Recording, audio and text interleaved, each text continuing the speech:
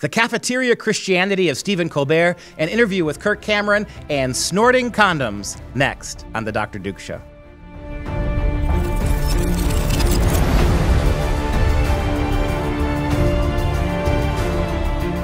Hi everyone, I'm Dr. Duke, and thank you for joining us again today. As always, I am joined by Katie Petrick of the Healthy Republic for The Countdown. Katie, what's on the docket today? Well, we just celebrated Easter week, the end of Holy Week, and it culminated with the resurrection of Jesus Christ. And so we want to take some time to look at what happened over this past week. And we start with what happened actually on Easter Sunday with late night host Stephen Colbert's Showtime series called Our Cartoon President. It's a cartoon series that's all about President Trump. And they had an episode that was called Church and State. Now, in the episode, President Trump is desperately trying to increase his support from his evangelical voters. And so what happens, Anderson Cooper comes on and he calls Trump President Satan. And then the whole kind of shtick is that President Trump was caught on a hot mic saying, was that Joseph guy, and he's referring to Joseph, father of Jesus, guy a putz or what? Clearly he wasn't taking care of Mary's needs. I mean, if God knocked up my wife, he'd never doink again. Yeah, vulgar and stupid, but this is Stephen Colbert. I find Stephen Colbert's particular shtick really hypocritical because in other times he pretends to be this great Catholic, right? He talks about his Catholic faith. He talks about how there's certain things he would not demean in the Catholic faith. And then on Easter Sunday of all times, you get this cartoon. I'm not bothered by the cartoon. I mean, they do this all the time, the left, right? They use the power of the media to attack sitting Republicans any way they can. I'm not bothered by that. I am a little put off by the graphic sex humor about the Virgin Mary on Easter Sunday. That sort of screams hypocrisy for a guy who claims to. I could see if he was a militant Protestant against the worship or the adoration of Mary, but this doesn't fly with a guy with Colbert who likes to defend himself as a Catholic. It's tacky. It's what the media does. And I think, I know this, our entire conversation today is going to be building off the premise of during Easter week, or shortly thereafter, how the media is using this as an opportunity not to even take 1 week off from bashing Christians, but seeing Easter now. And this is the big shift in our culture. We went from just trying to ignore Christian holidays and the Christianity in holidays to now focusing in on Christian holy days as an opportunity to score points against Christianity. That's the next move forward for the left. Yeah, and I think actually in this episode, he was really trying to score points for the left when he said he actually had President Trump ask the question. It's kind of a mocking of the Christians, saying, how do grown adults still worship Jesus? Right. It was kind of one of those, how in the world do idiot adults still believe the nonsense of Jesus? Exactly. Got news for you, Stephen Colbert. Jesus is part of the Catholic religion, just in case you didn't know it. But the thing that really bothers me about this idea, right, of what we see happening with people like Colbert, and we'll look at others, is this weird notion that somehow usurping Donald Trump's own voice. It's not enough to call him a bigot. It's not enough to attack the stupid things that Trump occasionally will say. That's fair game. But what this cartoon is doing is actually putting words in the mouth of Trump, trying to find as many of anybody who watches that show to convince them that Trump actually doesn't like Christians or thinks Christians are rubes, trying to use the mouthpiece of the character Trump in the animated version to say things that Donald Trump would never have said. So with the left, it's not just about going after the ample opportunities Trump gives them to attack what he says, right? It's now about using Trump as a cartoon character to say things Trump would say. And you're just playing to your audience who believes the worst. It's the worst kind of fake news. The anti-Trump audience believes that Trump is capable of saying anything at any time. And so Stephen Colbert is going to prey upon that. Yeah, and Stephen Colbert actually in an interview back in 2015 with a priest, he was discussing his own Catholicism, and he was talking about how he thinks, in comedy, everything is fair game, but he says religion's free game for jokes as long as you're not being malicious. But what does he do with this cartoon? So suggesting that Joseph, the surrogate father, so to speak, the stepfather of Jesus, should go out and castrate God because he got Mary pregnant. That's malicious, right? And there's no other way around it. And for all of his big talk, the minute he says something like that about Muhammad on Ramadan is the day I'll take him seriously as a journalist or a comedian. All right, so the misrepresentation of Christianity and the awesomeness of Holy Week by media pundits, with Colbert there, it was already happening before Easter Sunday. So actually on Good Friday, Chuck Todd, who is the host of Meet the Press on NBC, tweeted. And his tweet says, "I'm a bit hokey when it comes to Good Friday. I don't mean disrespect to the religious aspect of the day," which of course means I mean disrespect. "But I love the idea of reminding folks that any day can become good. All it takes is a little selflessness on your own part, or on our own part. Works every time." Well, it shows two aspects of the American left that are despicable. One is their radical ignorance of the Christianity they hate. They don't understand it. They think Good Friday is good because, I don't know, Jesus washed the feet of the disciples the night before, right? They have this weird notion that we call it good because in our own bigotry we think it's any day that's dedicated to Jesus must be good. It's not called Good Friday because Jesus did nice things for people. It's called Good Friday because of the immense good that was spread all throughout the universe, including to idiots like Chuck Todd, by the sacrifice and suffering of Christ. The idea that you can be good, like Christ was good on Good Friday, just by helping an old lady across the street or holding a chair out for your dinner partner is nonsense. So the two things that bother me about this is first, Chuck Todd's utter ignorance of what Good Friday is, number one. And number two, this preening leftist way, this preening, it really is kind of religious in the worst sense, right? It's everything from the left is a sermon. Nothing is a conversation, nothing is an opinion, everything is a lecture or a sermon dedicated to pointing out to people they don't like, particularly Christians, that you're not special. There's nothing special about Jesus, by the way. A Boy Scout helping a little old lady across the street accomplishes as much on Good Friday as Jesus did. I don't know what's worse, the ignorance of the Christian holidays or the endless finger in your face.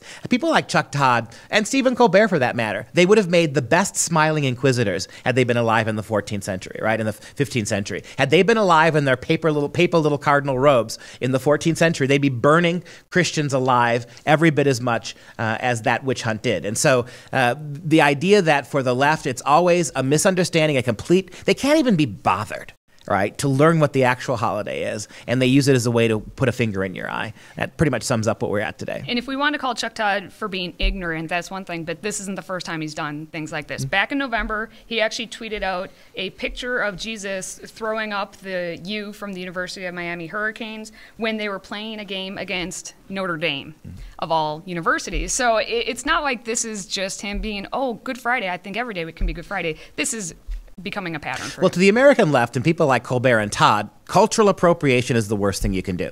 In this case, you have a secular university that is appropriating Touchdown Jesus, right? They are appropriating to themselves something that is not part of their particular tradition.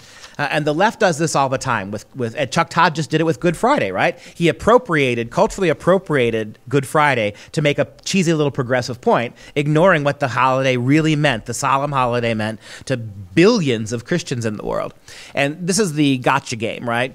To the left, anything you do, any aspect of African-American culture, Muslim culture, any aspect of Japanese or non-Western culture, you appropriate. You go to a Cinco de Mayo party, or you wear an obi, a Japanese obi, to a costume party, and you're horribly appropriating other people's culture. When media whores like Chuck Todd goes around appropriating Catholicism for a football game or to mock billions of Christians on Good Friday, well, that's okay. That's perfectly acceptable. Yeah. Since we're on the college campus talk, we're going to go now to George Washington University, which is offering a Christian privilege training this week. And so this training session is offered through the university's Multicultural Student Services Center and is titled Christian Privilege. But our founding fathers were all Christian, right?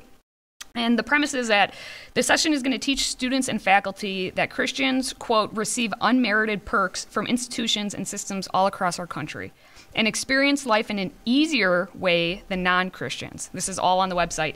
And the event is described as asking some questions. How do Christians in the USA experience life in an easier way than non-Christians?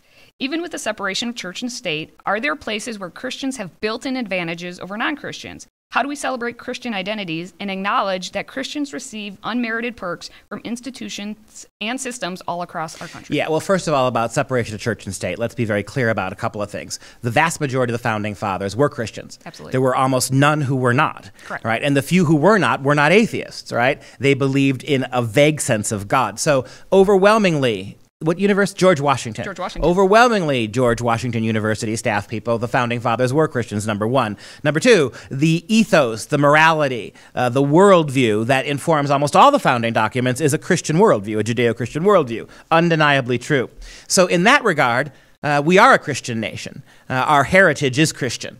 Having said that, as we all know, the separation of church and state comes from a much later time when Thomas Jefferson was writing a private letter to a church in Virginia, right? So it's not part of the founding documents, however much robed justices have liked to pretend that it is, right? Having said all that, the fact that we have to start with this kind of rudimentary history lesson for Chuck Todd, for George Washington University, shows you that none of this has anything to do with history or culture or learning or genuine debate. It's all just one more opportunity to come after traditional values. The same shtick now we've played with white people, white privilege, right? The same shtick we pay with rich people, people of a certain income, right? They have a kind of privilege. Everybody has a privilege, except of course progressives. And so when progressives do this, when they label now Christians privileged, that's a way of saying that we can mock them like Chuck Todd does, we can lie about them like Stephen Colbert does, we can exploit them and appropriate their imagery to turn back around on them, and they have to be quiet because they have privilege. It's an attack them and get out of jail free card is all it is. Yeah, well, the description, I left one part out. The description also includes that the participants will be able to describe what is meant by privilege overall and white privilege specifically. Ah, yes. White privilege, Christian privilege, economic privilege, right? American privilege. It goes on and on and on, and this is what the left does. They cannot win an actual engagement with ideas, right? If we stop and look at the ideas again of the founding fathers and how much liberty and freedom those ideas ultimately led to, they're going to lose every time. What you can do instead is argue privilege. And I want to emphasize this again. If there's one kind of privilege that genuinely exists and is used to silence other people, to take away their rights of association, their rights of freedom of speech, it's progressive privilege. Primarily white liberal progressives occupying media, Hollywood, politics, and college campuses.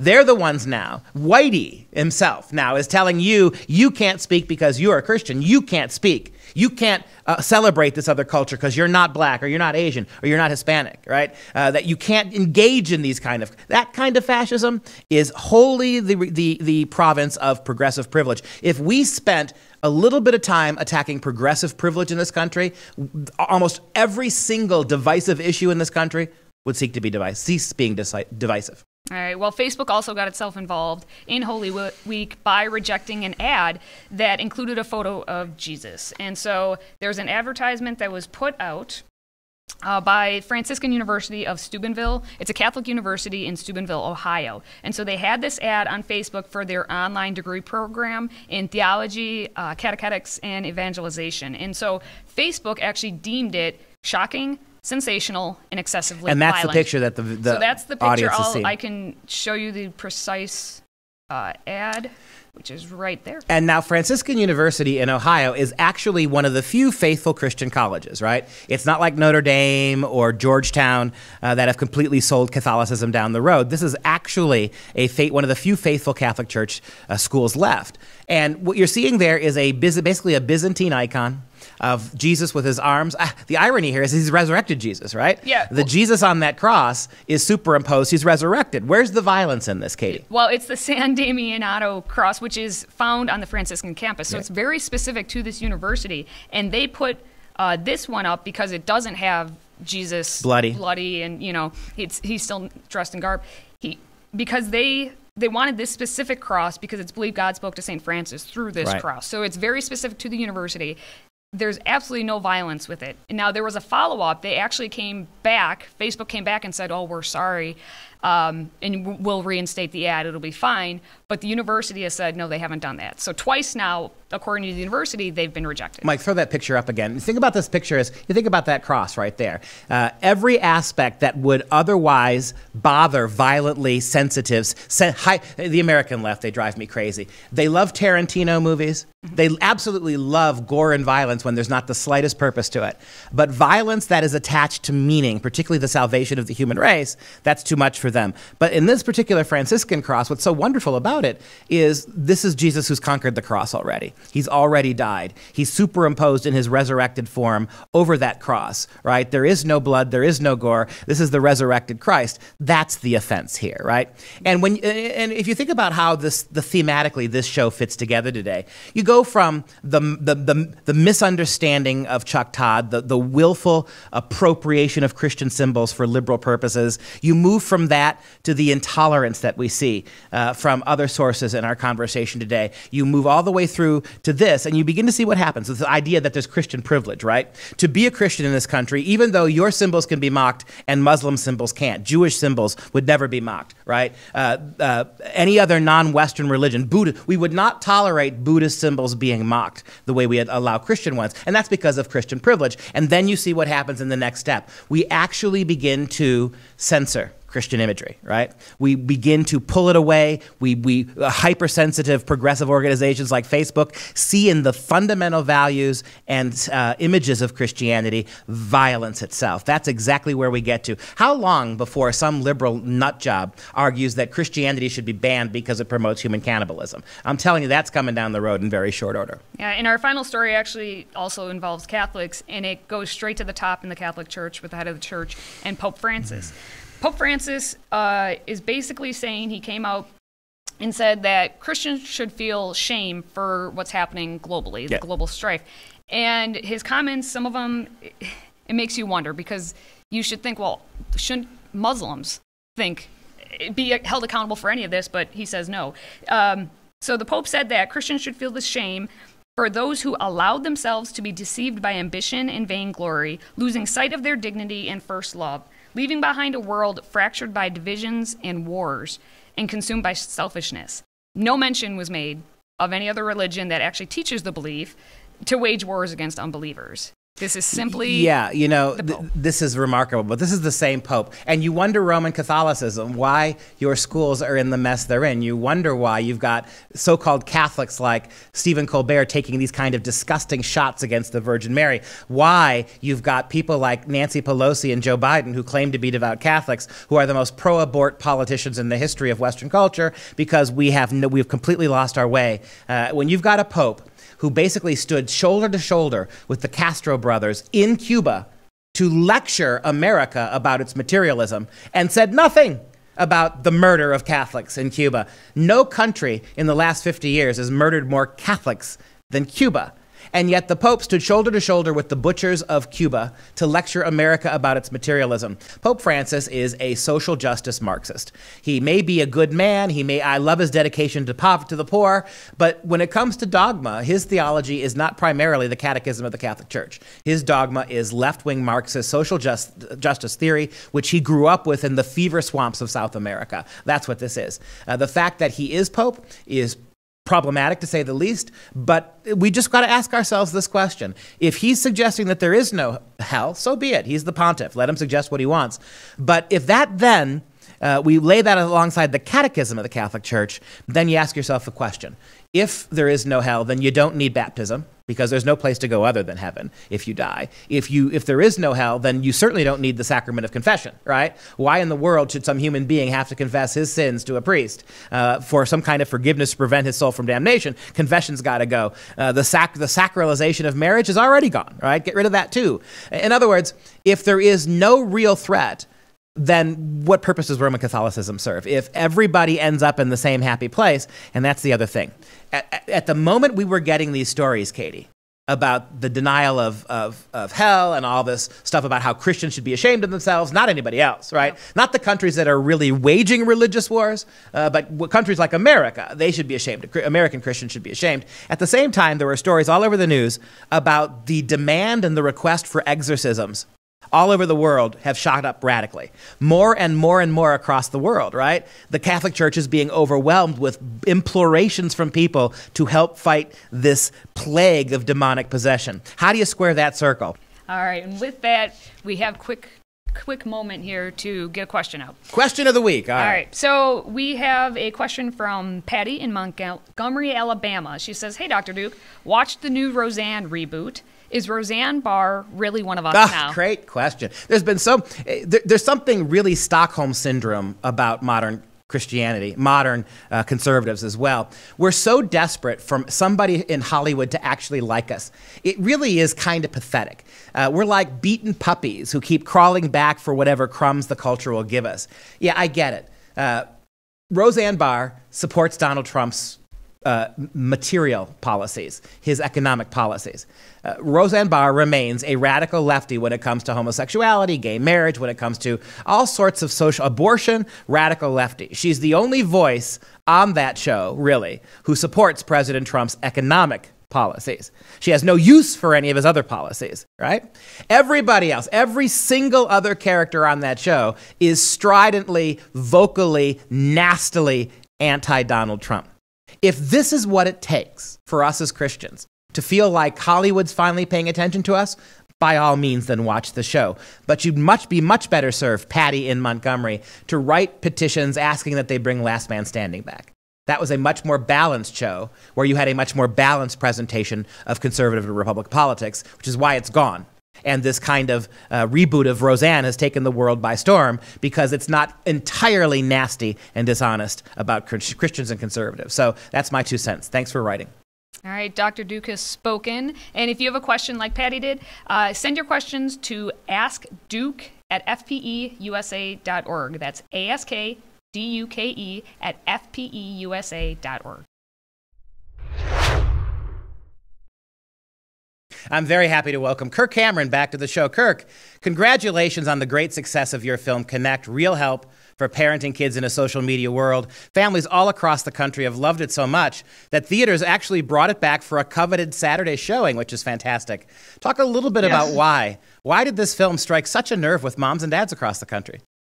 It really did resonate in the hearts of people who saw this. And I think it's because of the fact that there's a universal concern in the hearts of parents and in the minds of parents because they see the effect that technology and social media is having on their kids. Their kids are turning into virtual zombies at the kitchen table, staring down at a little screen, which we now know ends up being about 7 to 9 hours per day per child consuming media.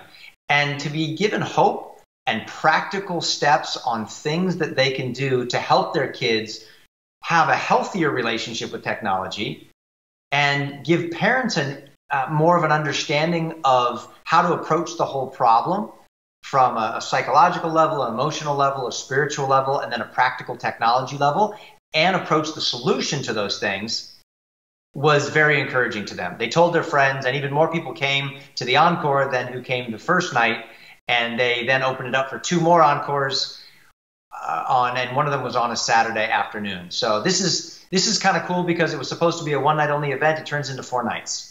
Yeah, and our families can't get enough. In a second, I'm going to ask you to share with families where they can follow up if they didn't get to see it. One of the things that we heard from our families, besides that they want to see it again and they want to show their friends and their neighbors, their cousins, their grandkids as well. But the thing that we kept hearing from them is how absolutely fantastic it was that you had real practical ways that spirituality could actually be enhanced by technology if you do it the right way. That was a big deal for a lot of our moms and dads, knowing that they can't really, in this competitive, technologically driven era we live in, divorce kids from screen time altogether. You gave really healthy alternatives. You know, I just got back from Lancaster, Pennsylvania, and there's a very thriving Amish community there. So you actually can get away entirely from technology if you really go to the lengths necessary. I saw it. But in more common cultures throughout the United States and around the world, technology is part of everyday life. I don't see my kids going back to, Clydesdales and hand plows in a field. I see them using technology and computers to actually improve the world and to use it for good, to spread the gospel, to spread important information, to stay in touch with family and friends in ways that we never could before.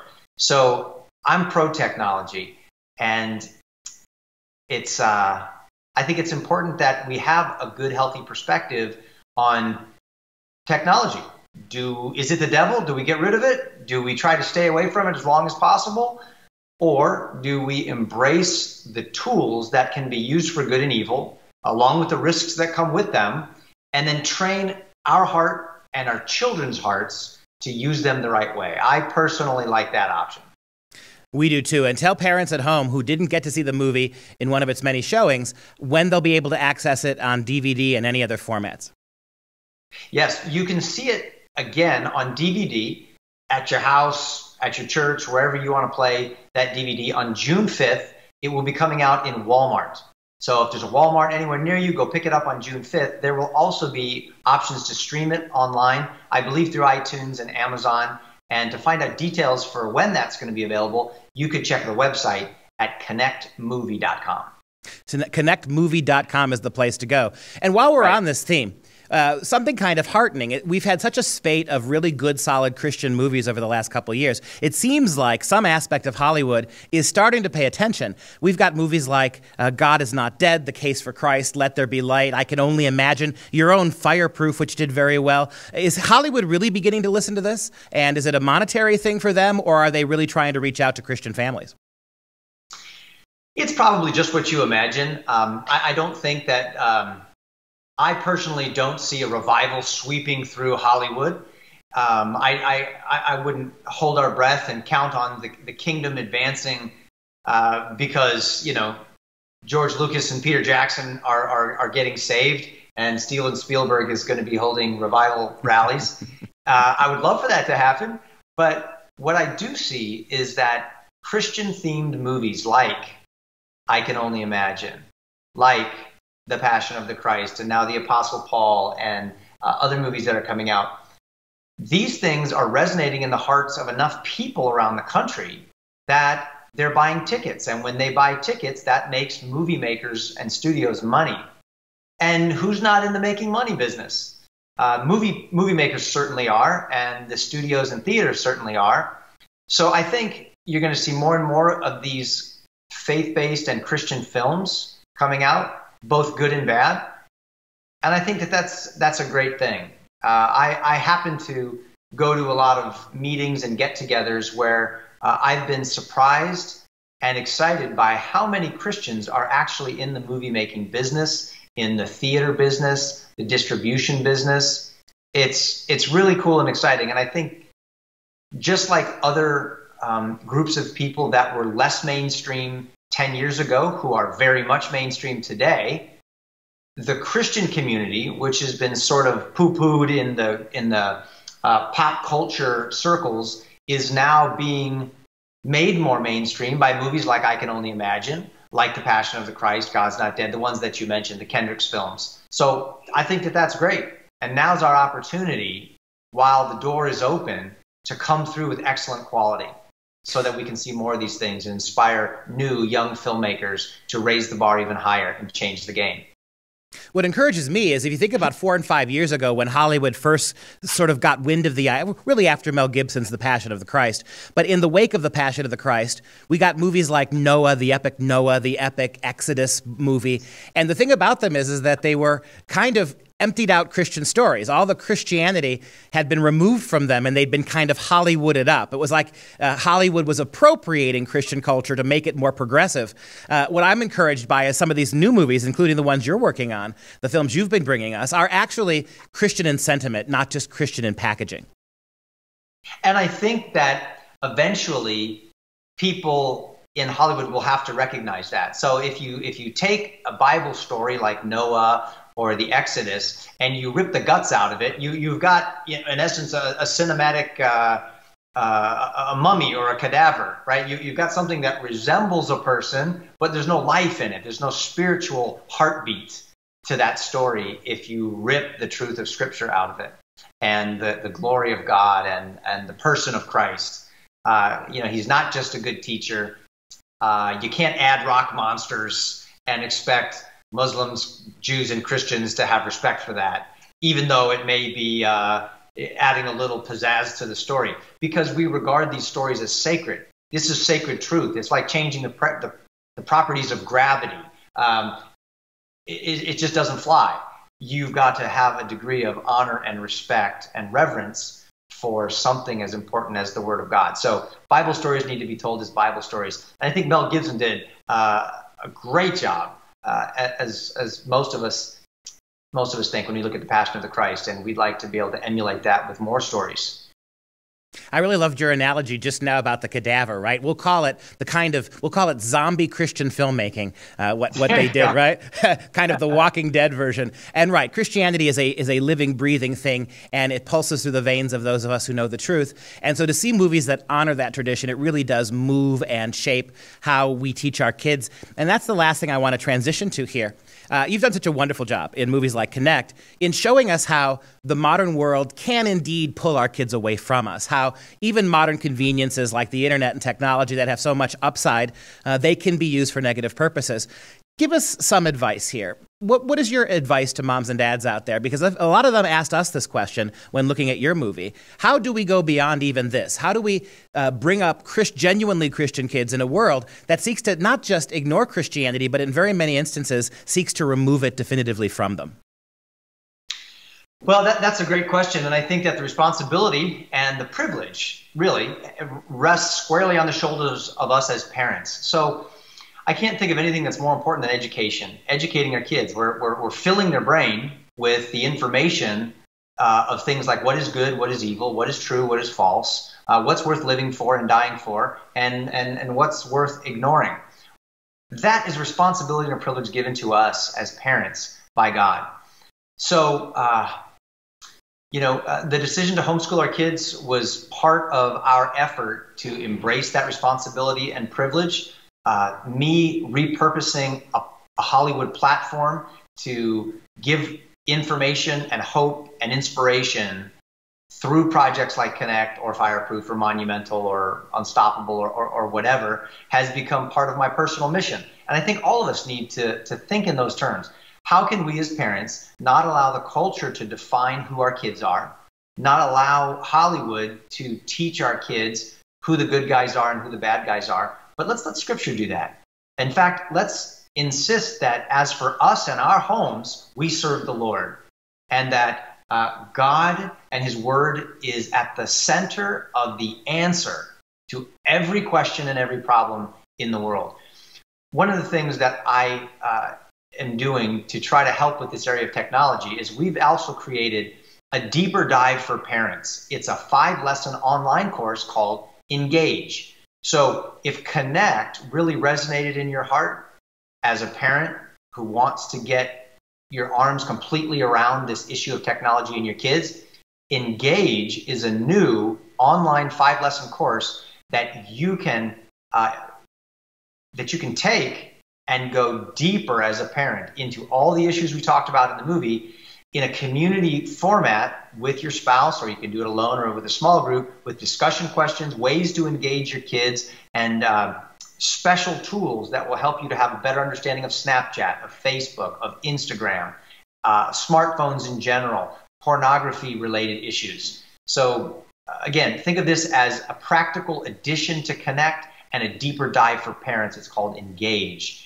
And you can get that, I believe you can get that at engageyourkids.com. Fantastic. So engageyourkids.com, or they can go to the connectmovie.com website. I believe so, yes. Awesome. I agree with you. At Freedom Project Academy, our school, one of the things we remind moms and dads all the time is that from the moment your kids are conceived, even in the womb, you're talking to them, you're playing music for them. Every aspect of our lives as parents is really a teaching moment, right? We teach them how to bait a hook, or how to tie their shoes, how to dance, or how to sing. And there's no more intimate bond. The one thing parents are doing with kids more than any other thing their whole life is teaching. the fact that we will turn those kids over to government schools 8 to 10 hours a day for huge swaths of time means that they're going to be pulled in a different direction. And I think programs like Engage that help parents come to realize how to maneuver among all the social media world that wants a part of your kid is a really, really important tool. Kirk, before we sign off here, what can we expect from you next? What's your next plan? How do you plan to move forward after the great success of your movie Connect? Well, thank you. I plan to move forward with a few ideas that we have. Engage is one of them that I'm really, really passionate about. So I encourage people to not just stop with seeing a movie, but to actually educate yourself and your kids. And because this is an ongoing thing, right? Smartphones are what we have right now, but it's going to be increasing rapidly, like next month and 6 months and 12 months from now. And so I think we need to have a mindset of being engaged with our kids and what they're engaging with in general. So I'm excited about that. Beyond that, we're developing a whole new feature that will be turning into probably a television program and an e-course, all on the subject of helping parents to guide their kids, teenagers and young adults through the dating and romantic relationship stages of their life. So in a hookup culture on college campuses and high school campuses where dating is sort of passé and sleeping together on the first date is normal. Newsflash, this is like gone crazy. How do parents, particularly Christian parents, guide their kids through these years to understand what courtship is all about? And can we do that biblically? I mean, does biblical dating look like, bringing a dowry of 50 goats and a bag of silver to the girl's father? Or is there a modern day version of that? And how do you enter into a relationship like marriage, which many people are bypassing today, believing that this is essential for the advance of the kingdom and the gospel on earth? So I'm diving into that, and also a television program that's a weekly talk show. Think of Ellen, or think of comedians in cars getting coffee. Think of The Tonight Show, sort of all wrapped together in a context where I get to have conversations with people that help us all to really drill down deeper into the areas of faith, family, and culture. Fantastic. I mean, there is no Christian value under more assault than chastity and the idea of chastity in traditional marriage. So these are much, much needed programs. Can't wait to see you with your own talk show. Hey, if we can, at Freedom Project, can do anything to help partner with you or get your word out, it's always a great pleasure having you here, and we hope to speak with you again very, very soon. Well, thank you. And the sentiment is coming right back at you. I love Freedom Project. I love what you're doing. It's so important. And the more we tell our friends about these things, the more people will get on board. And I believe that we can be the catalyst to some real change for the sake of our kids and the kingdom.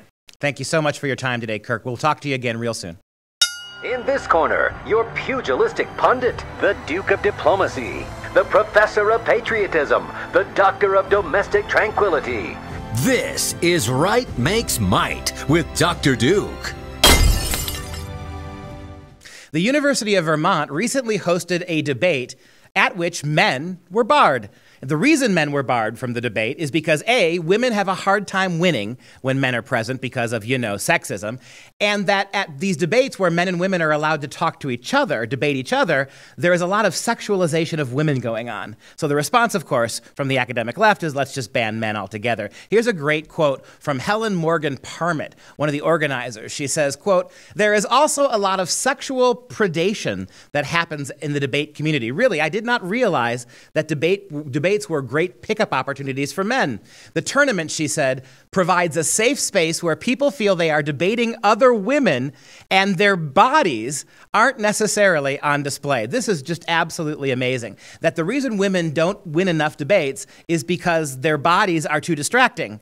But if men were actually distracted by the bodies of debating women, then wouldn't that give women the upper hand? Another quote from Sarah Sahagian, Program Director of Speech and Debate Canada, said, quote, "Women simply don't measure up yet in debates." And here's her argument. "I think even when I was a participant, women and men have been debating for over 60 years, by the way. They've integrated this. But this person says, "I think even when I was a participant, there were women who did well, there were women who won things, but on average, the average female debater did not do as well. Let that sink in for a second. She's upset because the average female debater, not the great ones, the excellent ones, she just conceded that the really good debaters, females, won, but average, not so great debaters didn't win. And that proves, you guessed it, sexism. Hey, if you like what you've seen on today's show, catch the Dr. Duke Show free online every Thursday at 2 p.m. Central Standard Time on YouTube and Facebook Live. Then listen to it again on the podcast version on SoundCloud and iTunes. And don't forget to subscribe and leave us a 5-star review. And now, it's time for Dr. Duke's Quote of the Day, which for this week's quote, if you have small children, you may want to have them leave the room. Doing something a little bit different this week for Quote of the Day. I don't know if you've been paying attention. We all heard about the great Tide Pod scare, right? Where you've got young kids across the country ingesting Tide Pods as part of a dare or to say they did it. Now you've got actually politicians demanding legislature to change the way Tide Pods look so that kids won't find them appetizing. All right, and you've heard the latest now. We've got kids who are snorting condoms and then having them come out their mouth. This is a viral thing that's happening now in American family life, right? People are eating Tide Pods and they're snorting condoms. So my quote of the day, no more Shakespeare or Abe Lincoln. I'm just going to quote condom boxes. So for all you kids out there who are thinking of snorting a condom, here is what the box actually says. Quote, latex condoms are intended to prevent pregnancy, HIV, AIDS, and other sexually transmitted infections. Latex condoms reduce the risk of transmitting sexually transmitted infections by providing a barrier against the source of the infection. However, they do not completely eliminate the risks of pregnancy and STIs. Caution! This product contains natural rubber, which may cause allergic reactions. So for all you kids out there, you're not supposed to eat them. Even if you peel the plastic off, you're still not supposed to snort them. And the funniest aspect of this is that these Tide Pod chugging, condom snorting kids are the ones we're being told are absolute moral authorities when it comes to something as complicated as the Second Amendment. These kids can't read a condom box. They don't know the difference between detergent and food, yet they're going to lecture us about our own civil liberties. And that does it for us this week. From Freedom Project, I'm Dr. Duke. We'll see you next time.